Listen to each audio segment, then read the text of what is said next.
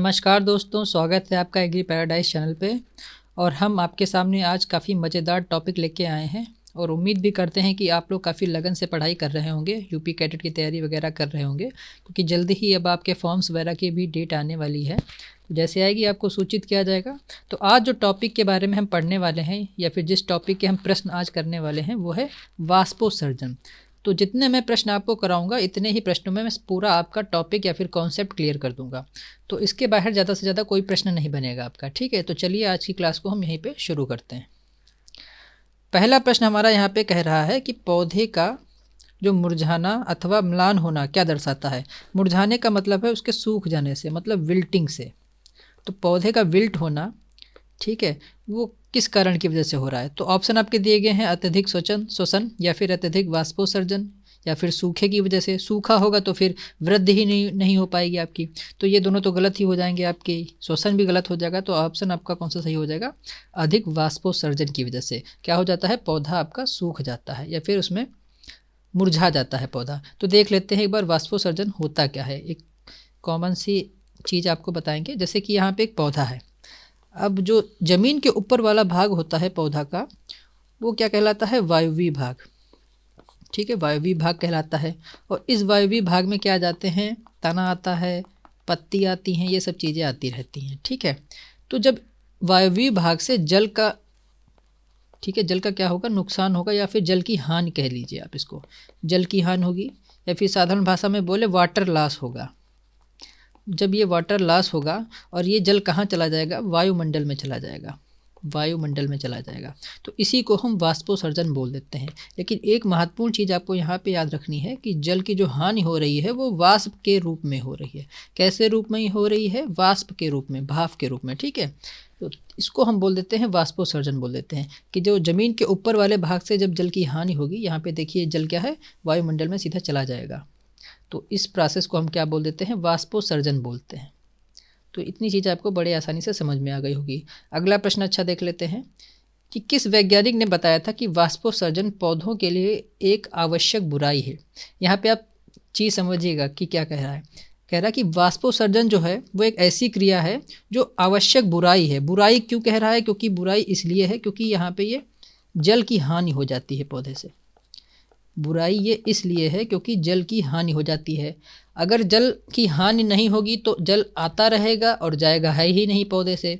तो जब पौधे में जल की मात्रा अधिक हो जाएगी तो पौधा क्या करेगा, पौधा क्या करेगा, गलना शुरू कर देगा। पौधा क्या करेगा, गल जाएगा। तो गल जाएगा अगर ज़्यादा पानी होगा। इसीलिए वाष्पोत्सर्जन की क्रिया आवश्यक बुराई है। बुराई इसलिए है क्योंकि जल की हानि हो रही है, आवश्यक इसलिए है क्योंकि अगर ज़्यादा हो जाएगा जल पौधे के अंदर तो पौधा गलना शुरू कर देगा। इसी वजह से ये आवश्यक बुराई है।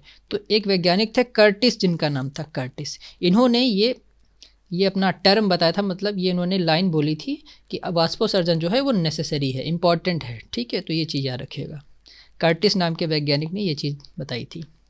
अच्छा, फिर आगे क्वेश्चन है कि वाष्पोत्सर्जन मापने का यंत्र क्या है। काफ़ी सरल प्रश्न है, कई बार मैं क्लास के अंदर भी बता चुका हूँ। तो इसके अंदर ऑप्शन भी नहीं दिए गए हैं, तो मैं सीधा आंसर लिख देता हूँ यहाँ पे। वाष्पोत्सर्जन जो हम नापते हैं पौधों के अंदर वो पोटोमीटर द्वारा नापते हैं। पोटोमीटर, पोटोमीटर एक ऐसा यंत्र होता है जिससे हम क्या नाप देते हैं, ट्रांसपिरेशन नापते हैं, जिसको आप हिंदी में वाष्पोत्सर्जन भी बोलते हैं। अच्छा, चलिए अब आगे बढ़ते हैं। हाँ, ये प्रश्न काफ़ी महत्वपूर्ण है और यहाँ से आपके बहुत सारे कॉन्सेप्ट भी क्लियर होंगे। देखिए जैसे कि स्टोमेटा का खुलना पूर्ण होता है जब वे होते हैं। ऑप्शन दिए गए हैं अपूर्ण स्फीत, पूर्णतः स्फीत और पिचके हुए। अच्छा, तो सबसे पहले देखिए स्टोमेटा या फिर स्टोमेटा को हम हिंदी में रंध्र बोलते हैं, ठीक है। स्टोमेटा को हम हिंदी में क्या बोल देते हैं, रंध्र, रंध्र बोलते हैं, ठीक है। ये चीज़ याद रखिएगा। अच्छा, तो अब देख लीजिए होता क्या है स्टोमेटा। यहाँ पे आप देख पा रहे होंगे ये पत्ती है एक, और इस पत्ती में छोटे छोटे से छेद मौजूद होते हैं, मतलब छिद्र होते हैं, रंध्र जिनको हम बोल देते हैं, रंध्र। बहुत सारे रंध्र पाए जाते हैं जिसको हम स्टोमेटा ही बोल देते हैं। और ऐसे रंध्र क्या कहलाते हैं, पर्णरंध्र कहलाते हैं। यहाँ पे देखिएगा, तो जब आप पत्ती को सूक्ष्मदर्शी द्वारा देखेंगे, ठीक है, तो आपको कुछ ये संरचना दिखाई पड़ेंगी, इस तरीके की संरचना दिखाई पड़ेंगी, जिसे हम क्या बोल देते हैं, ठीक है, स्टोमेटल, जो आपका स्टोमेटा होता है। अच्छा, तो ये चीज़ आपको समझ में आई होगी यहाँ तक। आप देखिए जब आप स्टोमेटा को सूक्ष्मदर्शी से देखेंगे तो ये दो चीज़ें आपको दिखाई पड़ेंगी। यहाँ पे जो ये दो बड़ी बड़ी सी है ना, ये दिखाई पड़ेंगी, जिनको हम बोल देते हैं गार्ड सेल्स। गार्ड सेल्स का मतलब होता है रक्षक कोशिकाएं। अब जैसे आपने देखा होगा कई कई सोसाइटी में गार्ड वगैरह लगाए जाते हैं जो कि सोसाइटी की रक्षा करने के लिए होते हैं। ऐसे ही ये जो रक्षक कोशिकाएं हैं ये क्या करती हैं, रंध्र की रक्षा करती हैं। तो जब ये कोशिकाएं खुल जाएंगी तो जल इनके अंदर से बाहर की ओर निकलता है और इसी क्रिया को हम वाष्पोसर्जन कहते थे। ठीक है, आपने प्रकाश संश्लेषण में पढ़ा होगा कि इसी के द्वारा सूर्य का प्रकाश भी अंदर जाता है, जिस वजह से क्या होता है, प्रकाश संश्लेषण होता है। ठीक है, तो ये रक्षक कोशिकाएं जो होती हैं जब ये खुलेंगी और बंद होंगी तभी सारा काम होगा। अब ये खुलती और बंद होती हैं ये भी देख लीजिए कैसे। जैसे यहाँ पे देखिए इस स्ट्रक्चर में क्या है, रक्षक कोशिकाएं बंद हैं। रक्षक कोशिकाएं यहाँ पे क्या हैं, ये क्या है, ये बंद है। बंद क्यों है, क्योंकि ये पिचकी हुई हैं। बंद क्यों है, क्योंकि ये कैसी कंडीशन में है, फ्लैसिड कंडीशन में है। फ्लैसिड कंडीशन का मतलब है इसके अंदर पानी की कमी आ गई है। फ्लैसिड कंडीशन में है, इनके अंदर पानी की मात्रा या फिर पानी का सांद्रण कह सकते हैं आप कम है, इसी वजह से ये क्या है, पिचकी हुई हैं। तो जब रक्षक कोशिकाएं पिचकी हुई होंगी तो वो क्या हो जाएंगी, वो बंद हो जाएंगी। और जब ये बंद हो जाएंगी तो वाष्पोसर्जन की क्रिया भी आपकी क्या होगी, रुक जाएगी, क्योंकि ये बंद है तो पानी बाहर निकल नहीं सकता। अभी किसी घर का अगर गेट बंद कर दिया जाए तो आप बाहर कैसे जा पाएंगे, उसी तरीके से जल कैसे निकल पाएगा रंध्रों से, अगर रक्षक कोशिकाएँ ही बंद हो जाएंगी। अच्छा, फिर देखिए इस वाले स्ट्रक्चर में देखिए रक्षक कोशिकाएँ क्या है, रक्षक कोशिकाएँ क्या है आपकी, स्फीत हैं।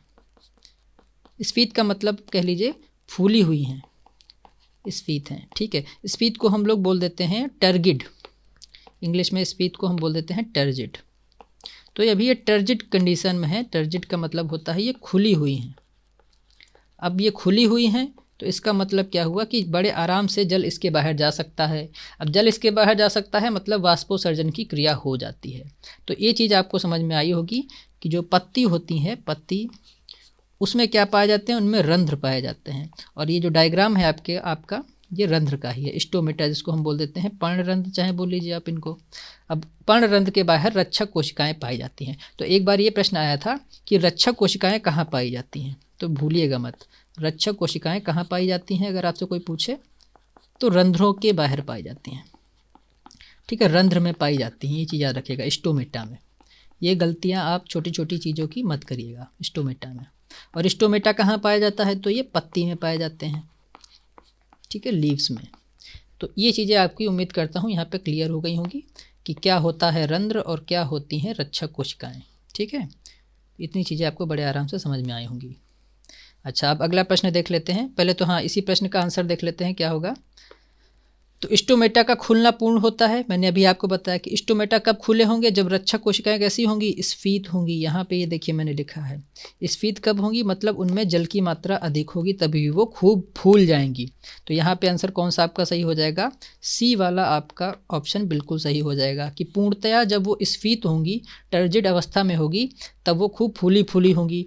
तो क्या होगा, रंध्र आपका खुल जाएगा। जैसे यहाँ पे आप फोटो में देखिए ये चीज़, रंध्र क्या है, इस समय खुला हुआ है क्योंकि रक्षक कोशिकाएं खुली हुई हैं और जल बड़ी आराम से बाहर की ओर जा सकता है।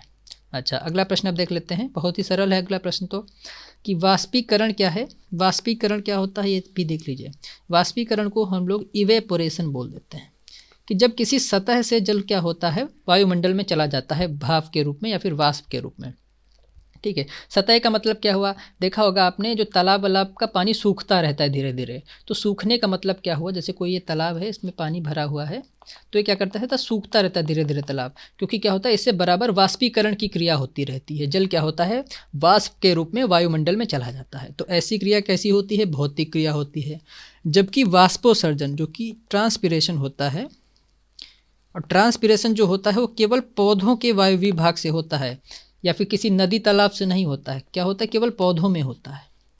ठीक है, पौधों के वायवीय भाग से। वायवीय भाग का मतलब कि जो जमीन से ऊपर वाला भाग होगा, केवल इसी से होता है। तो ये क्रिया को हम क्या बोल देते हैं, शारीरिक क्रिया बोल देते हैं। तो इसमें सी वाला ऑप्शन जो होगा आपका एकदम सही हो जाएगा।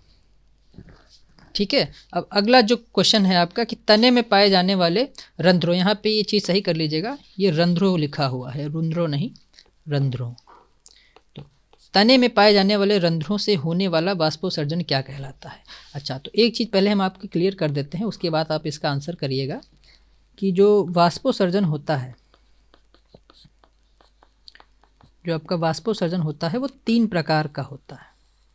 ठीक है, कितने प्रकार का होता है? 3 प्रकार का होता है। नंबर 1 जो होता है आपका उपचर्म द्वारा होता है, ये भी मैं आपको समझाऊंगा उपचर्म क्या होता है। दूसरा जो होता है वो होता है लेंटिकल द्वारा, लेंटिकल का भी मतलब आपको समझाऊंगा। और तीसरा जो हमने आपको बताया कि स्टोमेटा द्वारा। स्टोमेटा का मतलब अभी आपको समझाया क्या? पर्णरंध्र। पर्णरंध्र कहाँ पाए जाते हैं? पत्तियों पे पाए जाते हैं। ठीक है, पर्णरंध्रों द्वारा। तो 3 प्रकार का होता है आपका वाष्पोत्सर्जन। तो लेंटिकल्स को हम लोग बोल देते हैं वातरंध्र। ठीक है, वातरंध्र। अभी आपको इनकी फ़ोटो वगैरह भी दिखाऊंगा वातरंध्र क्या होते हैं। अच्छा, तो जब आप इधर फोटो में देखेंगे यहाँ पे कि जो लकड़ी वाले वृक्ष होते हैं या फिर जो पेड़ होते हैं उनमें क्या होता है, छोटे छोटे से ऐसे निशान से पाए जाते हैं। ये देखिए यहाँ पे, यही क्या कहलाते हैं? लेंटिकल कहलाते हैं। लेंटिकल को हम लोग क्या बोल देते हैं? वातरंध्र बोलते हैं। वातरंध्र ये कहाँ पाए जाते हैं? लकड़ी वाले पौधों पे पाए जाते हैं। और इनसे क्या होता है? जल निकलता है वाष्प के रूप में। किसके रूप में निकल जाता है? वाष्प। वाष्प के रूप में निकल के कहाँ चला जाता है? अपने घर चला जाता है। घर से मतलब है वायुमंडल में चला जाता है। और इस तरीके से वाष्पोत्सर्जन की क्रिया क्या हो जाती है? संपन्न होती है। तो जब जल कहाँ से निकलेगा? वातरंध्र से निकलेगा। अब वातरंध्र ये कहाँ पे पाए जाते हैं? तो ये आपके तने पे पाए जाते हैं। जबकि पर्णरंध्र कहाँ पाए जा रहे थे? आपको मैंने पत्ती के अंदर दिखाया था डायग्राम, एकदम से सूक्ष्मदर्शी वाला भी डायग्राम अभी थोड़ी देर पहले दिखाया था। वो कहाँ पे पाए जाते थे? पत्ती पे पाए जाते हैं। और ये जो वातरंध्र हैं ये कहाँ पाए जाते हैं? तने पे। तो ये कन्फ्यूजन आप दूर कर लीजिएगा। इधर मैं लिख भी देता हूँ अगर आप चाहें तो। पर्णरंध्र जो होते हैं जिनको हम स्टोमेटा बोल देते हैं। ठीक है, स्टोमेटा ये कहाँ पाए जाते हैं? ये पत्ती पे पाए जाते हैं, पत्ती पे। वातरंध्र जो होते हैं जिनको हम लेंटिकल बोल देते हैं, लेंटिकल, ये कहाँ पाए जाते हैं? तो ये पाए जाते हैं आपके तना पे।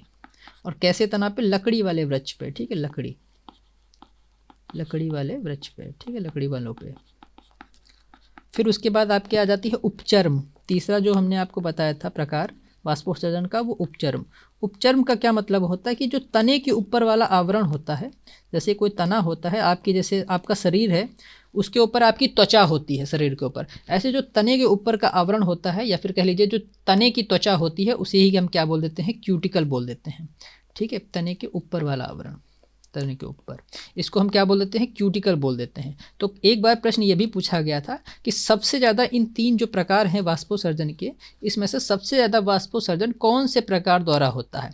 तो सबसे ज़्यादा वाष्पोत्सर्जन होता है पर्णरंध्रों द्वारा। 80 से 85% जो जल की हानि होती है किसी भी पौधे से, किसी भी पौधे से जो जल की हानि हो रही है, और किस रूप में हो रही है? वाष्प के रूप में हो रही है, पानी के रूप में नहीं, वाष्प के रूप में। तो वो जो हानि होती है वो सबसे ज़्यादा कहाँ से होती है? स्टोमेटा से। तो कौन सा सबसे ज़्यादा होता है? स्टोमेटल वाला वाष्पोत्सर्जन सबसे ज़्यादा होता है। ये प्रश्न एक बार पूछा जा चुका है, यूपी कैटेट में ही 2013 में पूछा गया था ये प्रश्न। तो ये चीज़ याद रखिएगा। ठीक है, तो तीनों हमने आपको टाइप बता दिए। अब इसका आंसर आप अपने आप ही दे देंगे, देखिएगा कैसे।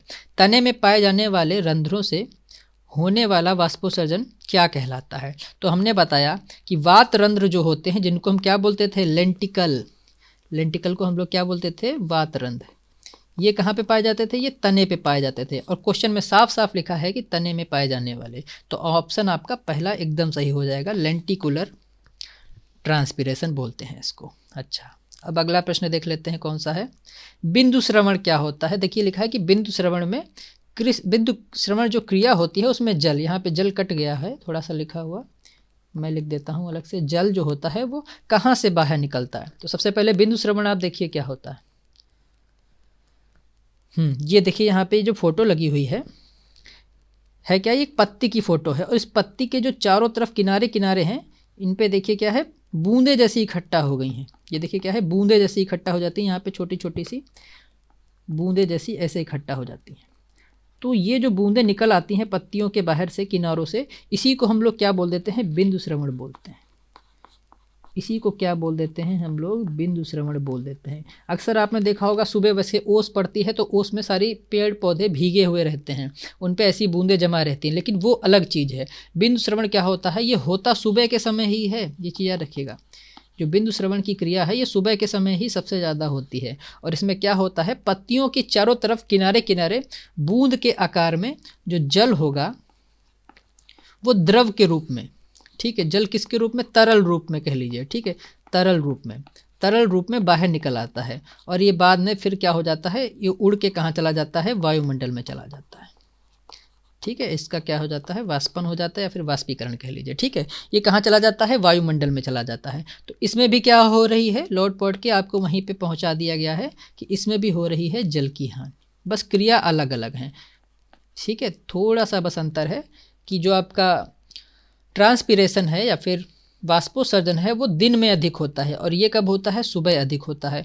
वो कई प्रकार का होता है, इसमें सिर्फ यही प्रकार है कि इस यहाँ पे जो पत्ती के किनारे होते हैं, जो पत्तियों के किनारे होते हैं वहाँ पे एक प्रकार के रंध्र पाए जाते हैं जिनको हम लोग बोल देते हैं जल रंध्र, ठीक है। और जल रंध्र को इंग्लिश में हम क्या बोल देते हैं, हाइडेथोट्स। तो इन्हीं के द्वारा जल बाहर निकल आता है और बूंद बूंद के रूप में, ऐसा आपको फोटो में जैसा दिख रहा है, ऐसे जल इकट्ठा हो जाता है और फिर ये जल कहाँ चला जाता है, वायुमंडल में चला जाता है। और इसी क्रिया को हम लोग क्या बोल देते हैं, बिंदु श्रवण बोल देते हैं, बिंदु श्रवण कह लीजिए या फिर इंग्लिश में गटेशन। और कह रहा कहाँ से बाहर निकलता है, तो कहाँ से बाहर निकलता है, हमने आपको बताया कि हाइडेथोट्स को हम लोग क्या बोल देते हैं, जल रंध्र बोल देते हैं। यहाँ पे इंग्लिश में ऑप्शन दिए गए हैं और ऐसे ही आपको हो सकता है यूपी कैटेट में भी दिए जाएं, या भी एक तरीका और हो सकता है कि वो हाइडेथोट को ऐसे लिख दें। तो इंग्लिश यहाँ पे याद करके आप जरूर जाइएगा, हाइडेथोट को ऐसे लिख दें, हाइडेथोट, ठीक है, इस तरीके से भी लिख सकते हैं। तो हमेशा याद रखिएगा कि हाइडेथोट का मतलब होता है जल रंध्र, और जल रंध्र से ये गलती मत कराइएगा कि वाष्पोत्सर्जन होता है, नहीं, जल रंध्र से जो होता है उस क्रिया को हम बिंदु श्रवण बोलते हैं।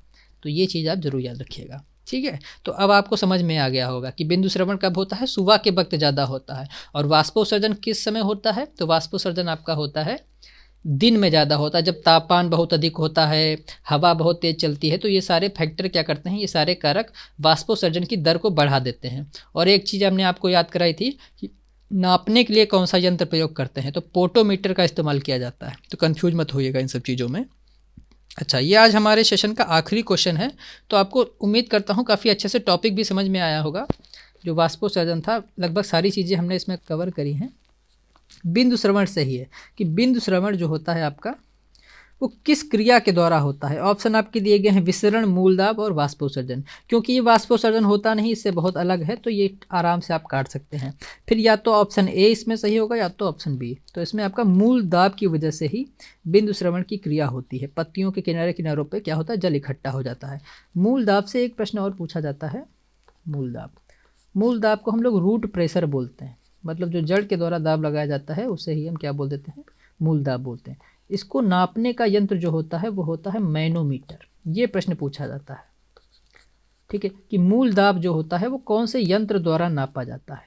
तो इसके नापने का जो यंत्र है वो कौन सा हो जाता है, आपके मैनोमीटर। तो ये प्रश्न आप जरूर याद रखिएगा।